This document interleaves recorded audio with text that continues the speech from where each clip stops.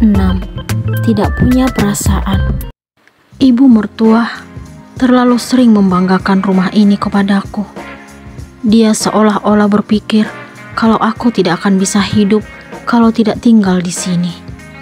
Bisa-bisanya dia melarangku membawa Bagas berobat. Padahal sangat jelas dia tahu sejak pagi cucunya itu demam.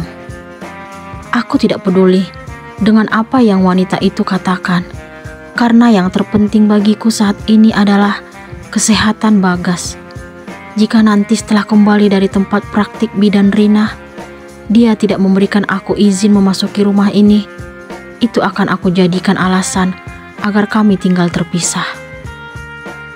Aku ingin lihat apakah Mas Bimo masih akan tetap bersikeras untuk hidup serumah dengan keluarganya. Namun, entah kenapa aku tidak percaya dengan ucapan ibu mertua. Itu pasti hanya sekadar gertakan supaya aku menuruti keinginannya. Mana mungkin dia berani mengusirku.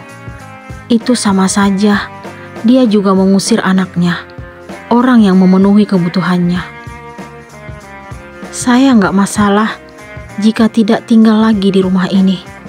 Yang penting anak saya sehat. Aku dengan tegas memberikan jawaban itu kepadanya. Kamu dari dulu selalu paling sok, padahal nggak punya apa-apa. Dia melihatku dengan tatapan tajam. Ibu sebagai orang tua yang lebih berpengalaman daripada saya, harusnya lebih tahu kondisi Bagas. Apa ibu tidak memiliki perasaan sama sekali? Saya keluar rumah bukan untuk main-main, tapi bawa Bagas berobat. Kesabaranku telah hilang menghadapi ibu dari suamiku itu. Terserah jika dia menganggapku sebagai menantu yang tidak menurut kepada mertua. Tanpa mendengar balasan apapun lagi dari wanita itu, aku segera menghampiri Bu Dewi yang telah menungguku. Aku sambil menggendong Bagas, segera menaiki kendaraan roda 2 miliknya. Lalu kami pun meluncur meninggalkan rumah.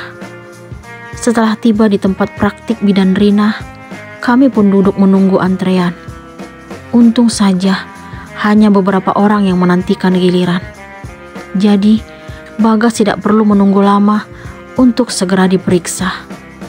Akhirnya bidan Rina pun melakukan pemeriksaan.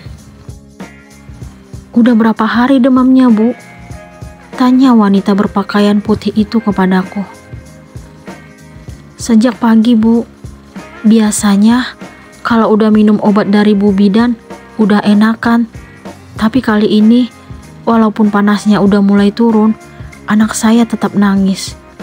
Aku pun menjelaskan tentang keadaan Bagas sejak pagi tadi kepadanya.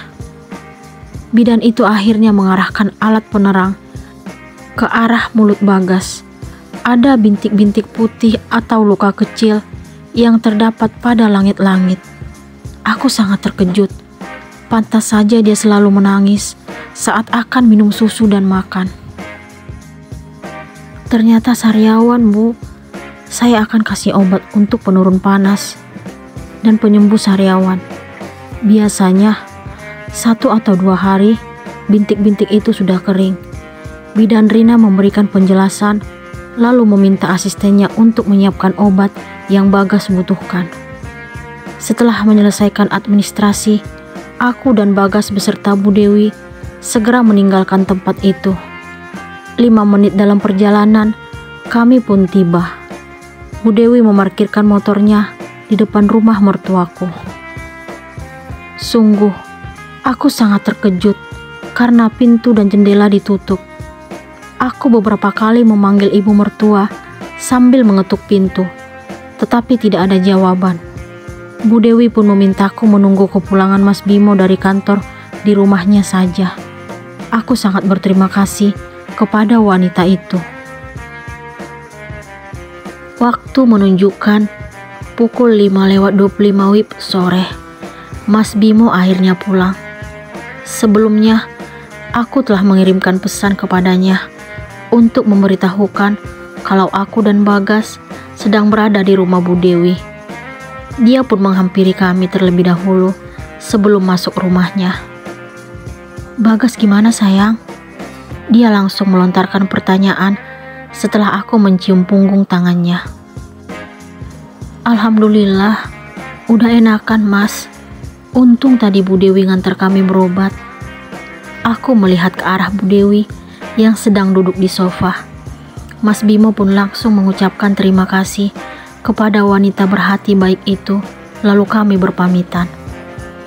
Mas Bimo mengetuk pintu rumahnya sambil mengucapkan salam.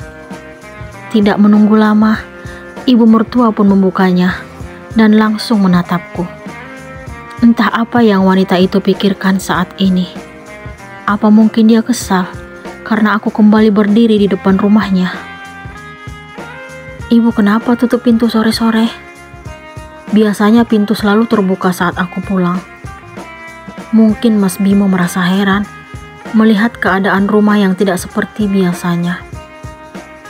Kenapa wanita ini masih berani kembali ke rumah ini? Ibu mertua langsung menunjuk wajahku. Maksud ibu apa? Mas Bimo tampak bingung. Dia udah berani keluar rumah tanpa izin suaminya. Aku ingin tersenyum mendengar kalimat yang keluar dari mulut wanita itu. Bawa anak berobat gak perlu minta izin aku, Bu. Bagas sakit dan ibu tahu itu. Untung saja punya tetangga baik.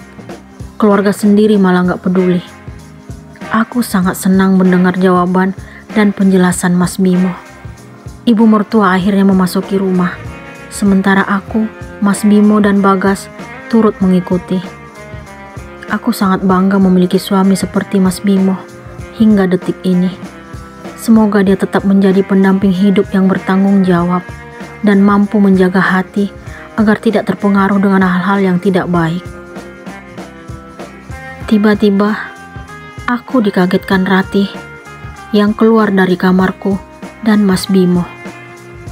Apa yang dia lakukan di dalam sana? Biasanya, kalau aku keluar rumah dalam waktu tidak sebentar, pasti ingat mengunci pintu. Namun, karena tadi mungkin panik saat akan membawa Bagas berobat, aku melupakan kebiasaan itu. Ini punya siapa, Kak? Ratih menunjukkan kalung berlian pemberian mama saat aku masih SMA dulu. Berani-beraninya gadis itu membuka koperku. Jawaban apa yang akan Clara berikan kepada Ratih?